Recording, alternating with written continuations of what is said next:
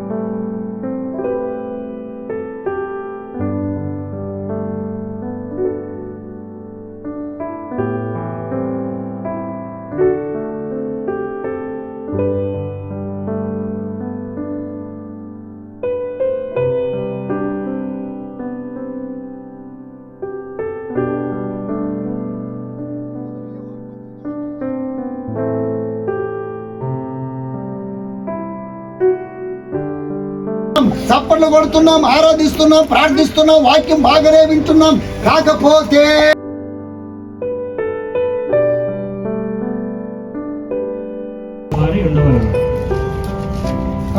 ప్రేమ ఉన్నదా లేదని గుర్తెరగాలి. రెండవదిగా నిర్లక్ష్యం ఉందంటే సరి చేసుకోవాలి. మూడవదిగా పరిశుద్ధత ఉందో లేదని మనము పరీక్షించుకోవాలి. నాలుగవదిగా పాపం మనలో తాండవాడుతుందేమని మనం పరీక్షించుకోవాలి.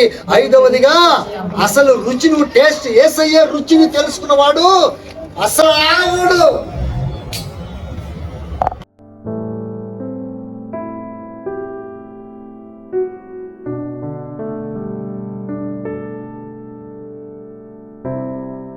ఉన్నాడమ్మా. మనుషుల మీద ఆధారపడ్డవేమి ఇన్ని రోజులు, అధికారుల మీద ఆధారపడ్డవేమి ఇన్ని రోజులు, పరిశుద్ధమైన జీవితము రాజులని యాజక వంశముగా మమ్మల్ని చేసినందుకు నీకు స్తోత్రాలు ప్రభువా. ఏమో మాలో నిర్లక్ష్యతనం ఉందేమో, మాలో పరిశుద్ధత లేదేమో, మాలో పాపం ఉందేమో, మాలో మీ రుచిని ఎరగక ఇంకా జీవిస్తున్నామేమో. అవి సరి చేసుకునే కృప ధన్యత మాకు దయచేయండి నాయన.